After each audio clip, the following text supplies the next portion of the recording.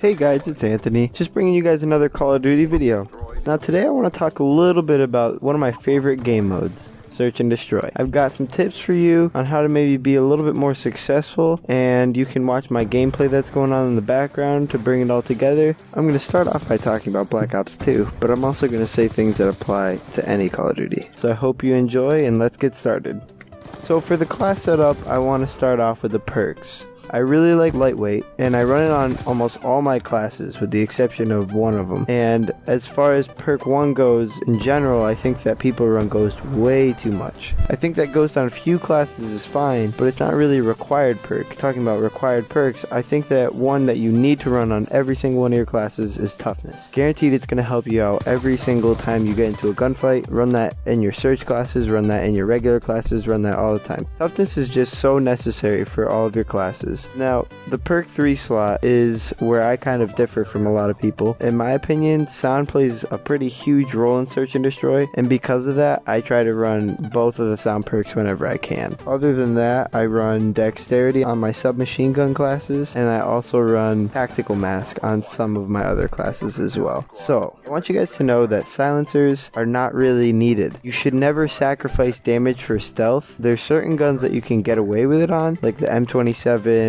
or the MP7, things like that, where whether they have silencer on or not, you can just run it. Next up, I would advise you to try to match up your silencer classes with Ghost. So if you're gonna run a silencer, then run Ghost. That way you can stay off the radar all the time and not worry about it at all. Also, just make sure you vary up the gun classes that you have set up on your account. So maybe have a couple assault rifle classes, a couple SMG classes, maybe a sniper rifle, maybe an LMG if you're that kind of guy, maybe a shotgun, you know. That way you can choose from a little bit better selection when you get into the game and kind of pick which gun you think fits best in this situation. That also reminds me that you should match the gun class that you're running with the map, and also match that with how you play. So a lot of maps like Raid or Meltdown or Standoff and things like that can get away with running just about anything because the lines of sight can vary from long to short, so you can run whatever you really want and just stick to whichever works best for you. However, the bigger maps like Carrier or Turbine, you want to try to use longer range guns because the maps are so big and open that the gunfights you're going to get into are 9 times out of 10 going to be longer range. The same goes for smaller maps like Hijacked or Nuketown, so that you can just focus on what gun type fits best for that map and then play to that advantage. Lastly, I want to talk about the kill streaks. I think you should always run UAV because it can help you a ton. And then after that, I would say a lower range kill streak like Hunter Killer or Care Package would fit you best. And then depending on how confident you are, you can move up to a Hellstorm or a Lightning Strike, one of those higher range kill streaks, and those are about as high as you want to go. The reason for this is that the bigger kill streaks are pretty much meant to just rack up tons and tons of kills. Seeing as you only have 6 people to kill per round and you can only use the kill streak one time, it doesn't really benefit you to waste all of your points that you're getting from killing people to get to that swarm or a VTOL warship or something really high up. And plus, it's a lot harder to get to those when you're only killing 6 people per round. You can't even really get to them. Stick to the smaller one, that way you can run them through and then you cycle back even if you're on a kill streak. Also,